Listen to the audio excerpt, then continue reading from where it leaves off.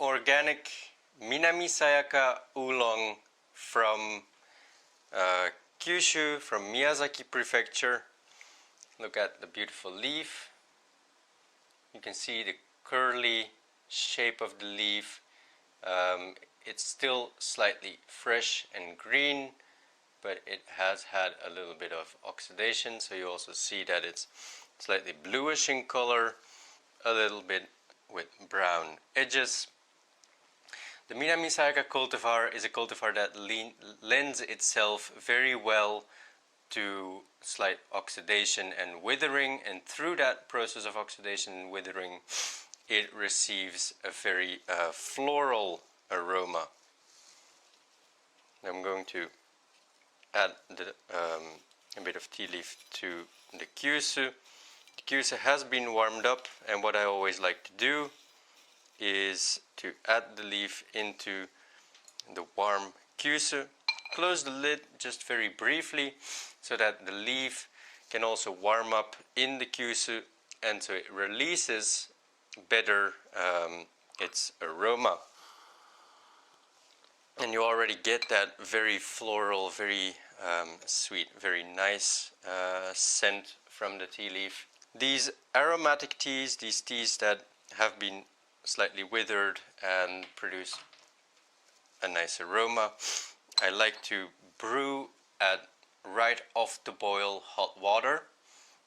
This releases the fragrances of the tea better, and for the first infusion I always take a shorter infusion so that the leaf can gradually open up, release its fragrances, and then from the second brew on I gradually increase the steeping duration. So you see I haven't let the tea steep that very long, just a very brief period of about 20 seconds.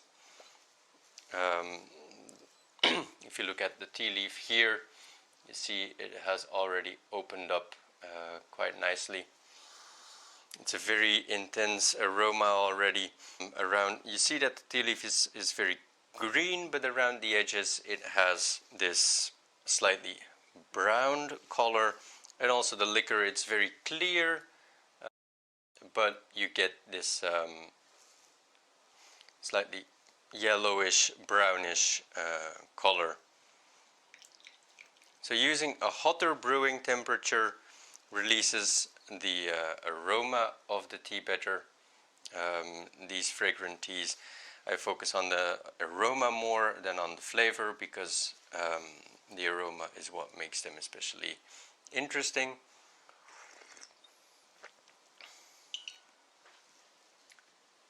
Very sweet, very aromatic.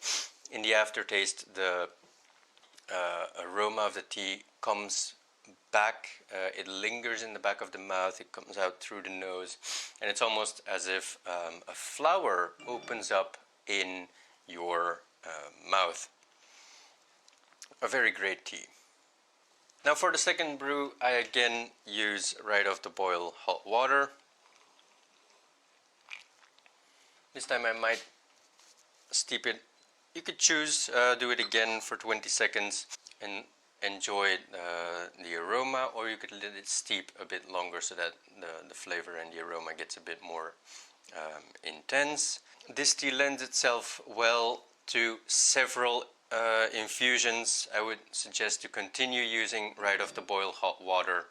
Gradually increase the steeping duration for each brew.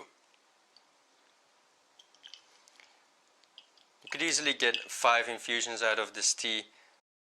These fragrant teas, they keep going for a while, these oolongs from Japan.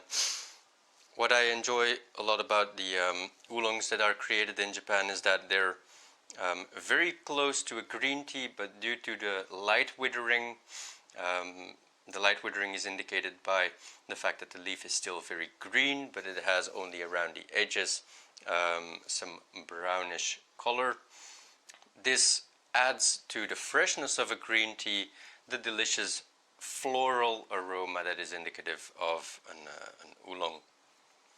In between steepings, I also always like to keep the lid slightly set ajar so that the steam can escape, or just completely take the lid off, because otherwise the heat and the steam inside the teapot will continue to affect the leaf, and taking the lid off will give you better, more delicious successive steepings.